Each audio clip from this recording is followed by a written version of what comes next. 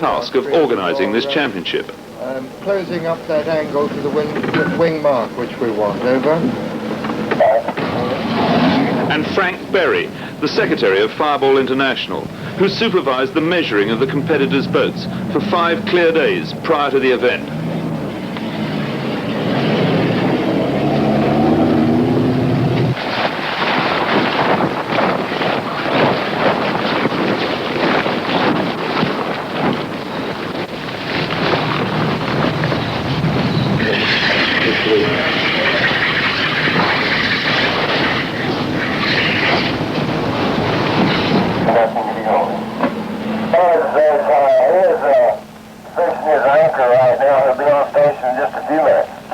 Thank you, Ace High. We'll go ahead then with the starting sequence, which is in about 10 minutes' time. Over. 15 seconds.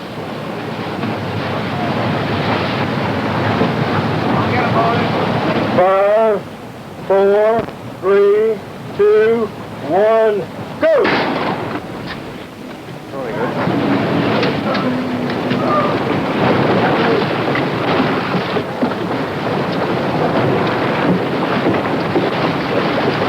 Herb, you've had only 8 months to organise this championship, and much of the responsibility must have fallen on your shoulders. How do you feel about it? Well, I feel fine about it now. We had so many people working so hard that it was just a matter of somebody coordinating the efforts of everybody concerned. First race, first beat, and already the favourites, Jörg Diesch of Germany and his Swedish crew, made their presence felt at the top end of the fleet. 24 hours earlier, marching to the drums of a US Marines band, the 68 competitors from 13 nations lined up under their respective flags at the opening ceremony.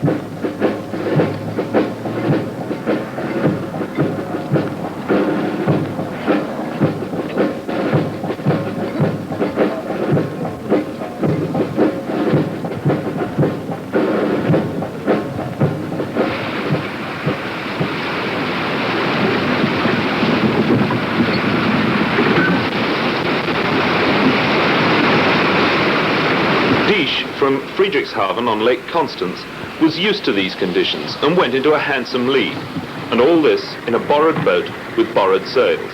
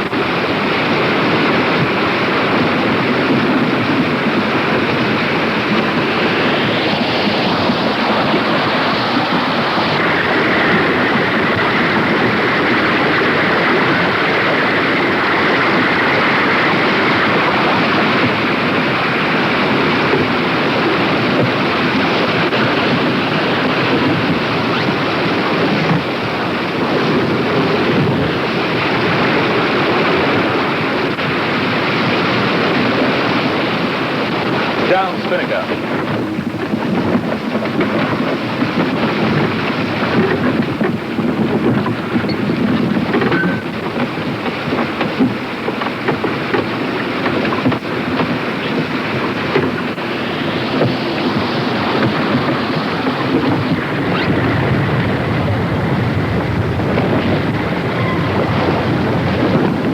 First blood to Diesch.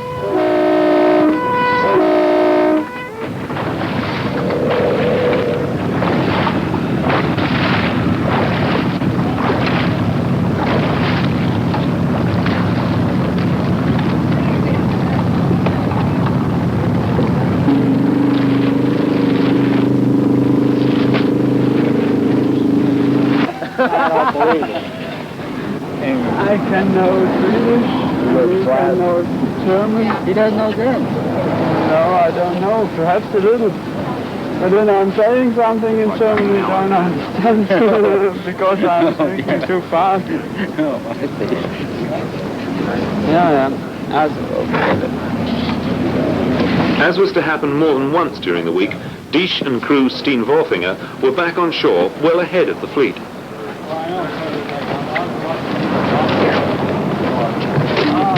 Okay. No, we take the bottom 9 meters now. Huh? Down a little more. Yeah, and you take this one.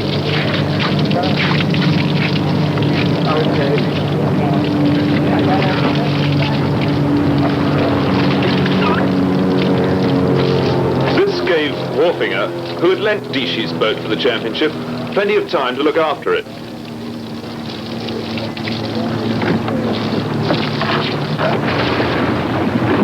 As the other competitors arrived ashore, I obtained this pithy comment on the Fireball from American champion Chris Benedict. What do you think of the Fireball? It's a surprising boat.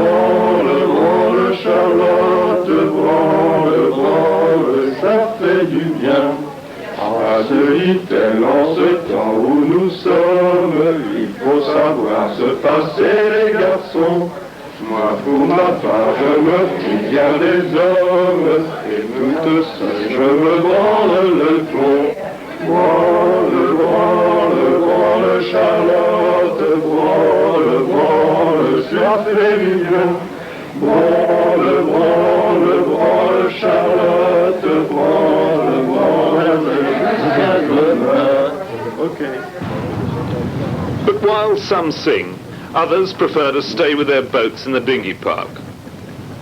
One or two people work on their boats almost incessantly. Some just lounge among them, some walk among them, soaking up the sun, while others perhaps glean ideas. And it's not just the competitors. Fireballists everywhere would have liked to have seen this fleet, as Herb McKim was able to. Working on his boat was Jack Wanamaker, or was he? Nearly ready then today, Jack? I'm just not going to do anything at all today. Just get in the boat and go.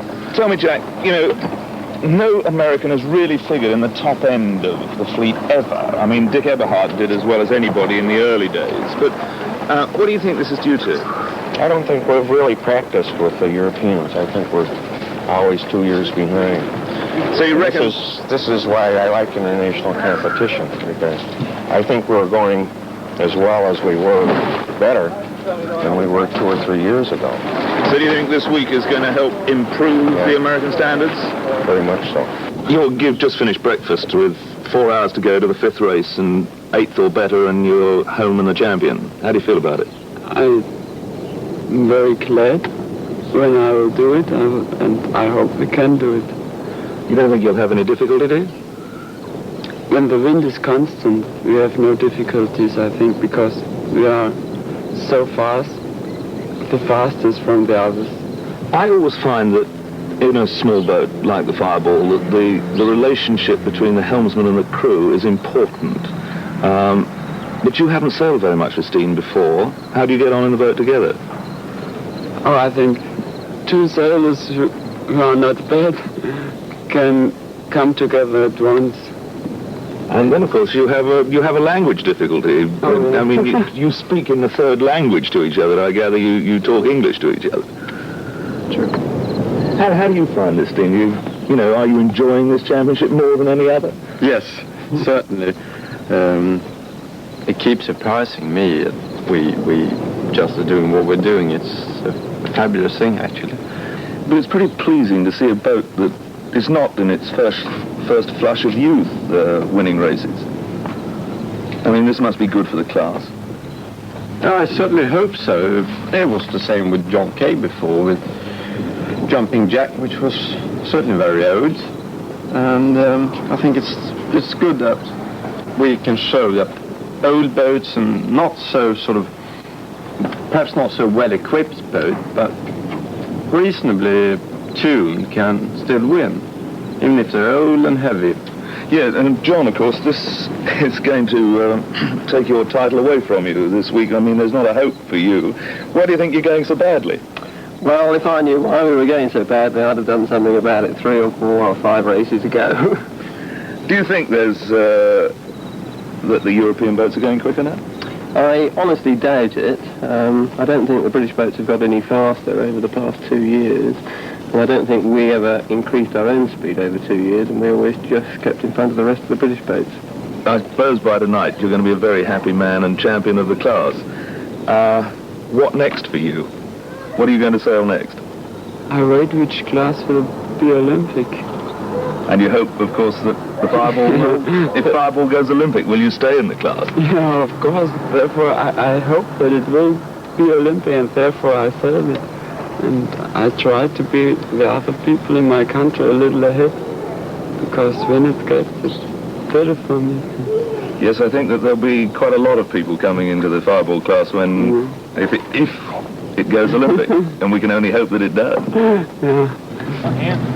So a confident Yacht heads for the course, hoping to clinch the title with 1 race in hand.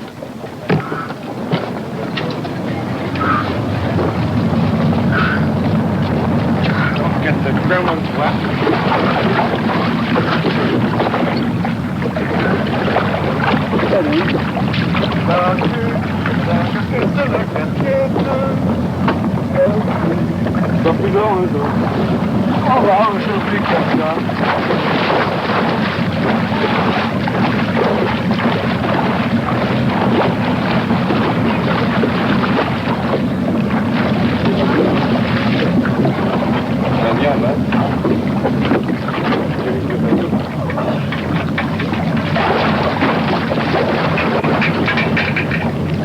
I think anybody likes to compete with someone better. A real competitor always likes to compete with someone better than he is.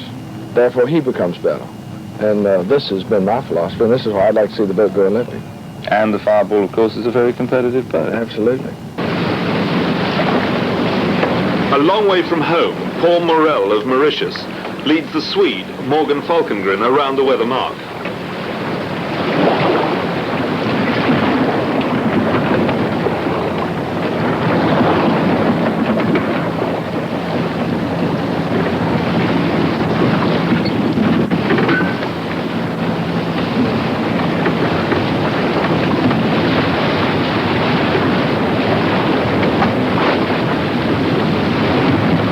Of intense concentration at the front of the fleet for Dish and Vuittier as they close reach, neck and neck.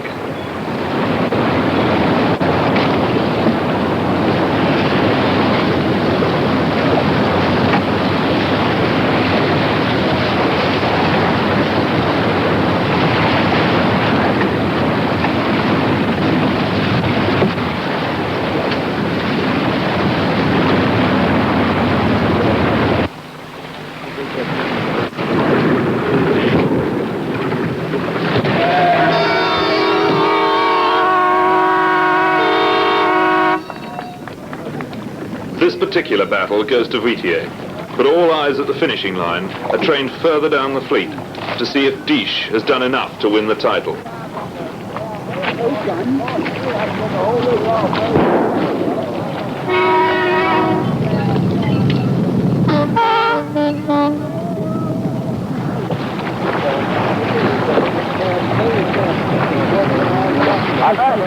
down behind starboard, he'll run you off.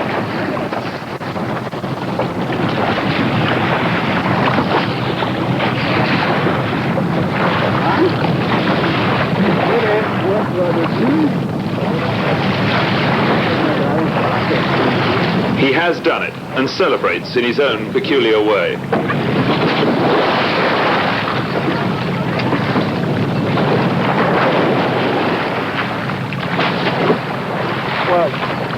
Steam joins in, and for a few seconds, the boat can take care of itself.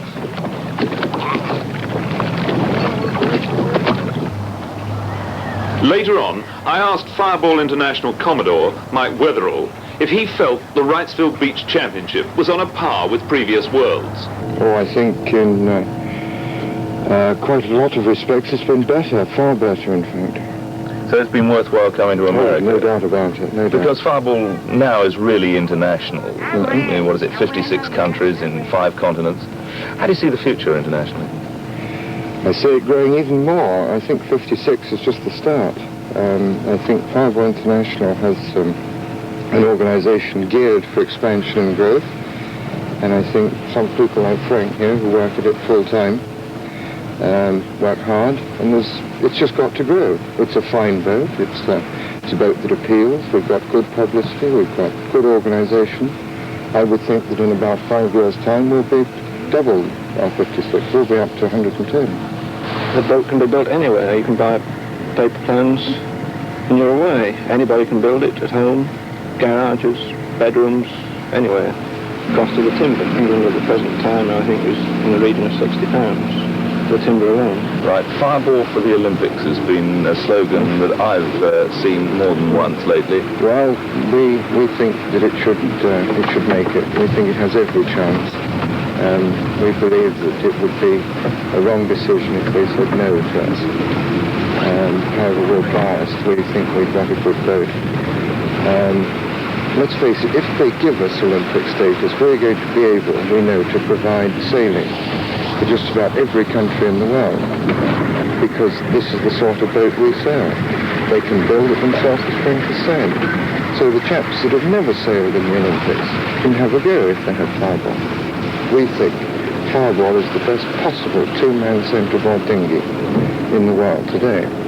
But the great thing about the Fireball is that it still leaves room within its design for individuality. Of course, and this is the attraction for the top boys, isn't it? And then the youngster comes in, he can buy a relatively simple boat, put it together, learn to sail it properly, and then if he wishes to become more sophisticated, he can.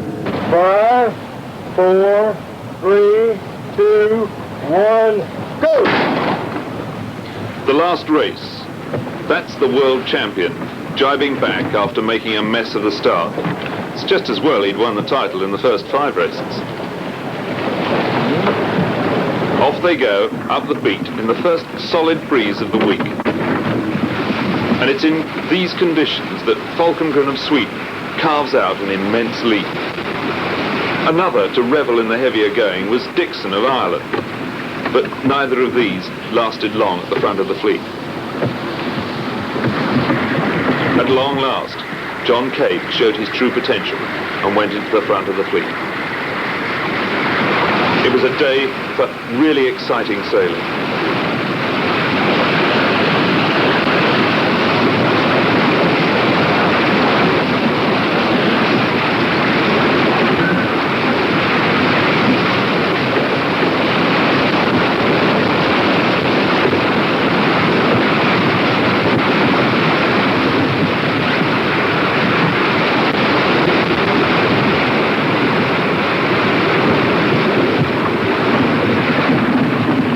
Champion retired with a broken rudder.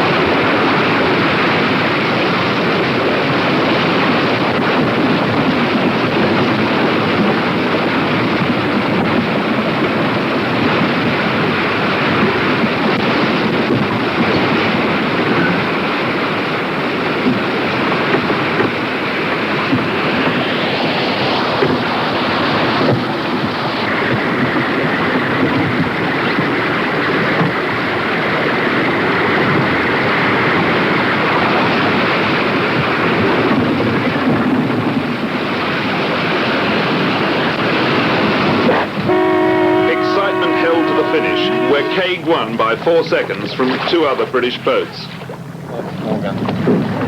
Good.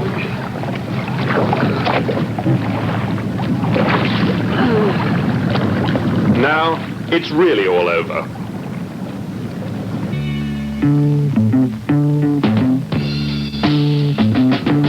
From North Carolina, I'm happy to report that things have progressed a lot since my success 6 years ago.